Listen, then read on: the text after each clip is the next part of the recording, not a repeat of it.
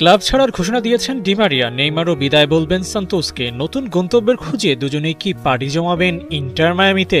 সম্ভাবনা আর বাস্তবতা এক বিন্দুতে মিলে গেলে মায়ামিতেই ঠাঁই হতে পারে নেইমি মারিয়ার। কদিন আগেও জোর গুঞ্জন ছিল নেইমার নাকি বার্সেলোনায় খেলবেন, কিন্তু বয়স, পারফরম্যান্স আর ফিটনেস সব মিলিয়ে নেইমারের সেই সুযোগ নেই বললেই চলে। তবে এতে তো আর থেমে থাকবেন না নেইমার জুনিয়র, খুঁজে নেবেন নতুন ঠিকানা। তবে ক্লাব পরিবর্তনের জন্য নেইমারের হাতে অপশন খুবই কম। হয় ইউরোপ নয় আমেরিকা, বেছে নিতে হবে যে কোনো এক মহাদেশ, নয়তো থাকতে হবে সান্তোসেই। খুব বেশি ক্লাব বাছাই করার সুযোগ নেই ডি মারিয়ারও। সৌদি প্রো লিগ থেকে প্রস্তাব পেয়েছিলেন বহু আগে, ফিরিয়ে দিয়ে বেছে নিয়েছিলেন ছোটবেলার ক্লাব বেনফিকা।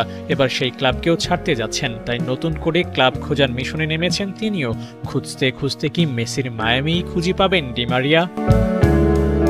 মায়ামি নেইমার আর ডি মারিয়াকে নিয়ে গুঞ্জনের একটাই কারণ, লিওনেল মেসি। এলেমটেনের সঙ্গে তাদের সুসম্পর্ক।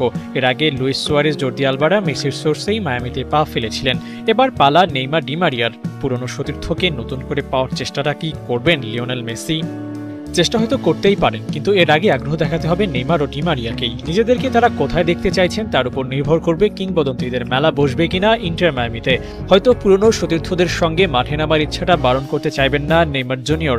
আন্তর্জাতিক ফুটবলে ডি মারিয়া নেই, তাই মেসির সঙ্গে মাঠে মাতানোর সুযোগটাও কমে এসেছে। কিন্তু লিওর সঙ্গে আরেকবার 90 মিনিট শেয়ার করতে মায়ামিতে আসতে চাইতেই পারেন আনহেল ডি মারিয়া। বিশ্বকাপের প্রস্তুতি নিতে নেইমারই বা এর চেয়ে ভালো সুযোগ আর কই পাবেন? দুয়ে দুয়ে চার মিললে Messi, Neymar, Di Maria, Luis সুয়ারেজদের দেখা যেতে পারে পিঙ্ক জার্সিতে।